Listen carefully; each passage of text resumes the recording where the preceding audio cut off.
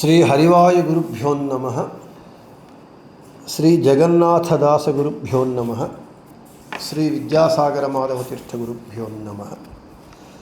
ಹರಿಕಥಾಮೃತಸಾರ ಗುರುಗಳ ಕರುಣದಿಂಗಾಪನಿತು ಪೇಳುವೆ ಪರಮ ಭಗವದ್ಭಕ್ತರಿದನಾದರದಿ ಕೇಳುವುದು.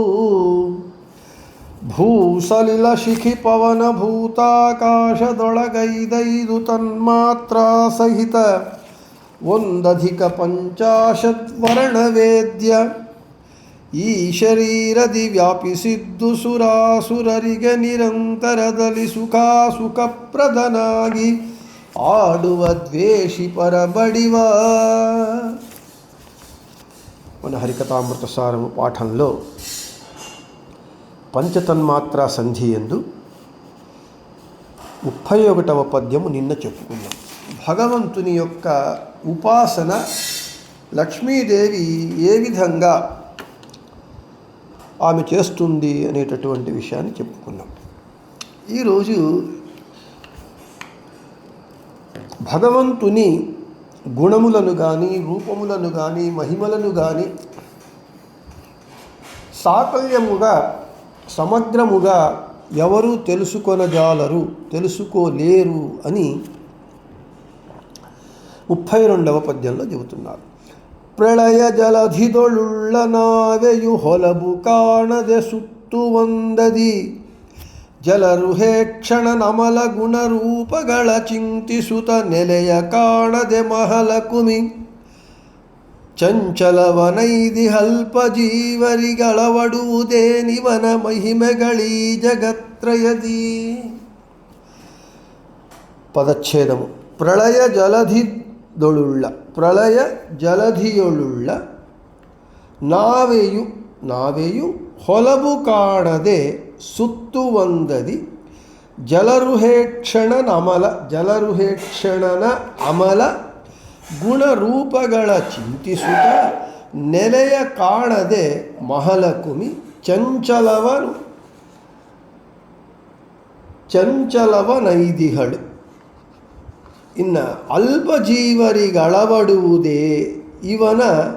ಅಳವಡುವುದೇನು ಇವನ మహిమಗಳು ఈ జగత్రయది.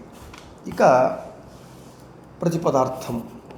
ప్రళయ జలధియొలుళ్ళ, మహాప్రళయం వచ్చినప్పుడు సముద్రంలో నావెయు ఒక పడవ అదొక్కటి చిక్కుకొని ಹೊಲಬುಗಾಣದೆ అంటే దడము తీరము కనబడకుండా సుత్తు వందది గిరగిరా అక్కడక్కడే తిరుగుతూ ఎలా ఉంటుందో ఆ విధంగా జలరుహేక్షణన, కమలము అంటే కమలము వలె నేత్రములున్నటువంటి భగవంతుని అమల నిర్దోషమైనటువంటి అతి శుద్ధమైనటువంటి పరమ పవిత్రమైనటువంటి గుణరూపగల భగవంతుని గుణములేమి, అనంతానంత రూపములేమిటి, వీటిని చింతిసుత లక్ష్మీదేవి మనస్సునందు ధ్యానిస్తూ నెలయ కాణదే అంటే భగవంతుని గుణముల రూపముల క్రియల అంతము కనబడకుండా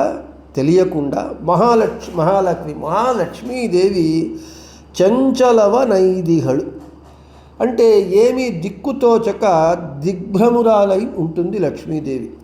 అటువంటి లక్ష్మీదేవికే భగవంతుని గుణములు రూపములు క్రియలు విశేషములన్నీ వాటి యొక్క అంతము తెలియకుండా ఉన్నప్పుడు ఇక జీవరిగే అల్పశక్తి అల్పజ్ఞానము ఉన్నటువంటి సామాన్య జీవులకు ఈ జగత్రయది బ్రహ్మాండగత స్వర్గ మర్త్య పాతాళలోకములందు ఉన్నటువంటి ఈ జీవులకు ఇవన మహిమెಗಳು భగవంతుని అపారమైనటువంటి మహిమా విశేషములు అళవడుదే.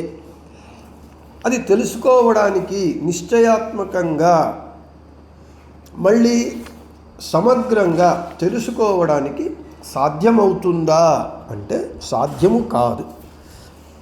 తాత్పర్యం. ఒక మహాప్రళయం వచ్చింది.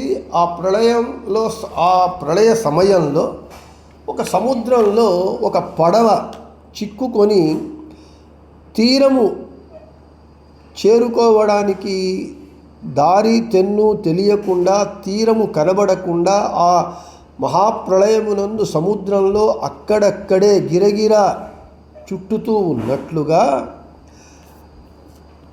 మహాలక్ష్మీదేవి కూడా కమల దళముల వలె నేత్రమున్నటువంటి భగవంతుని అనంతానంత గుణములు, రూపములు, క్రియలు వీటన్నింటినీ ధ్యానిస్తూ వాటి యొక్క అంతము చూడలేక తెలియక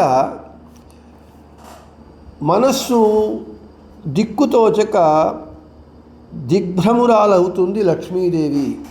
అటువంటి లక్ష్మీదేవియే అలా అయినప్పుడు ఇక అల్పశక్తి, అల్పజ్ఞానము, అల్ప సామర్థ్యం ఉన్నటువంటి సామాన్య జీవులు ఈ 3 లోకములందు, భూలోకము, స్వర్గలోకము, పాతాళలోకంలో ఉన్నటువంటి ఈ సామాన్య జీవులకు భగవంతుని మహిమలు సాకల్యముగా, సమగ్రముగా తెలియడానికి సాధ్యమవుతుందా అని ప్రశ్న.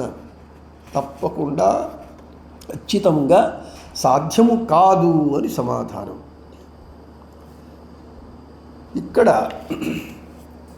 కైముత్య న్యాయము అని చెబుతున్నారు.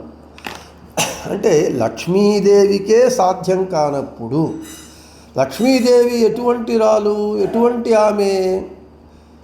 భగవంతుని అవిభక్త కుటుంబిని, అక్షరతత్వము ఆమె, భగవంతుని సదా వక్షస్థలవాసిని, మహాసర్వజ్ఞురాలు.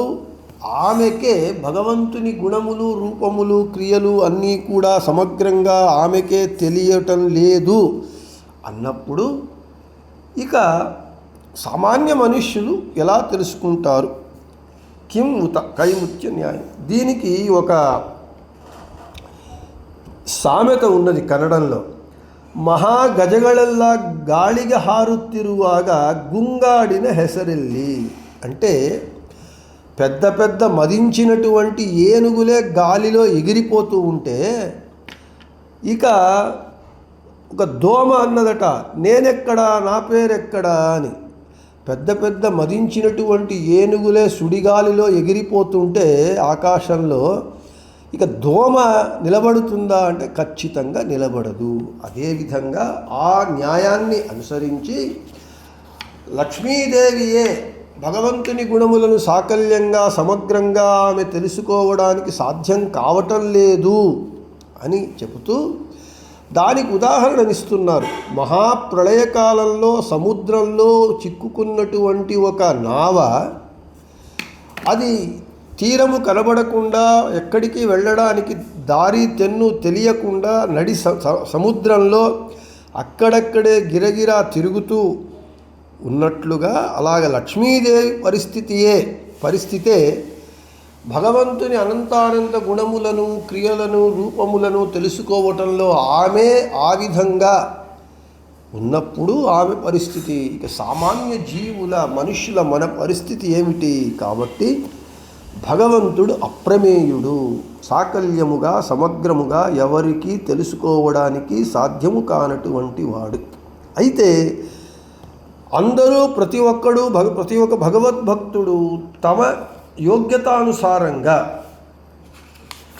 వారు భగవంతుని యొక్క అనంత గుణములందు 1-2 గుణములైనా తెలుసుకోగలరు.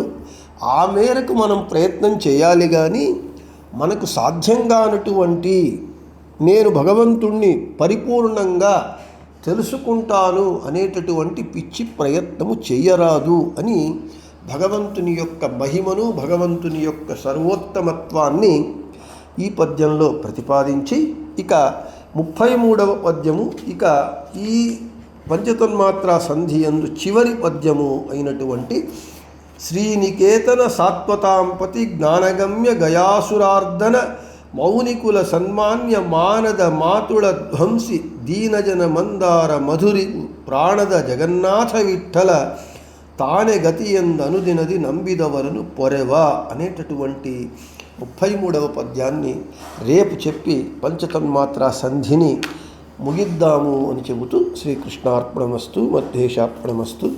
అందరికీ శుభమస్తు.